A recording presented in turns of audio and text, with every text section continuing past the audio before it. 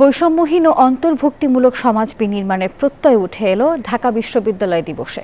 উদ্বোধনী অনুষ্ঠানে উপাচার্য অধ্যাপক নিয়াজ আহমেদ খান বলেন, এই প্রতিষ্ঠান সব মানুষের। মঙ্গলবার সকাল থেকে নানান আয়োজনে মুখরিত হয়ে ওঠে ক্যাম্পাস। উঠে আসে শিক্ষার্থীদের অনুভূতিকে সম্মান জানানোর বার্তা। পহেলা জুলাই ১০৫ বছরে পা রাখল প্রাচ্যের অক্সফোর্ড খ্যাত ঢাকা বিশ্ববিদ্যালয়। শিক্ষক, শিক্ষার্থী ও কর্মকর্তা কর্মচারীদের পদচারণায় মুখর ক্যাম্পাস।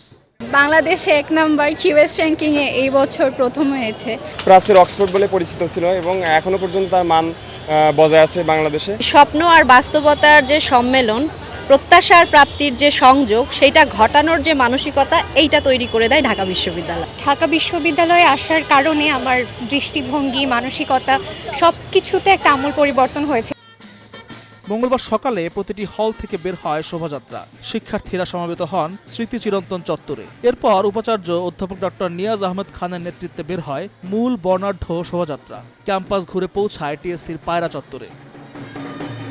বান্ডেল থাকলে প্রতি সেনমানিতে টাকা বাঁচবে। বিকাশ সেনমানি বান্ডেল কিনে জিতুন প্রতি লেনদেনে।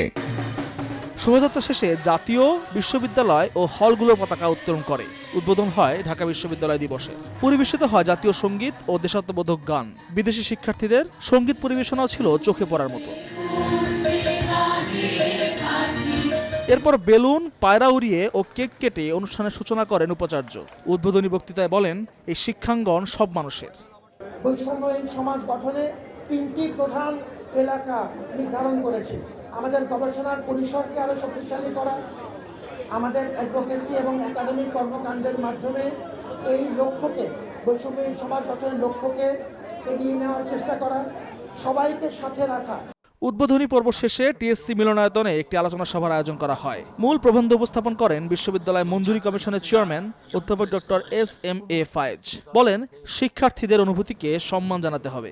বিশ্ববিদ্যালয় এমন এক প্রতিষ্ঠান যেখানে কেবল বিদ্যা চর্চাই নয়, মুক্ত চিন্তার অনুশীলন হওয়া উচিত। প্রশ্ন করার অধিকার, মত প্রকাশের স্বাধীনতা ও আলোচনার পরিবেশই একটি সৃজনশীল সমাজ গঠনের পূর্ব শর্ত। এরপর ঢাকা বিশ্ববিদ্যালয় দিবস উপলক্ষে একটি স্মরণিকার মোড়ক উন্মোচন করা হয়। শতবর্ষ পেরোলেও বিশ্ব র্যাঙ্কিংয়ে ১০০-র কাতারে আসতে পারেনি ঢাকা বিশ্ববিদ্যালয়। এজন্য বিশ্ববিদ্যালয়ের গবেষণা বিমুখ শিক্ষা ব্যবস্থাকে দায়ী করছেন বিশ্লেষকেরা। আল মোহাম্মদুল খান, নিউজ 24, ঢাকা।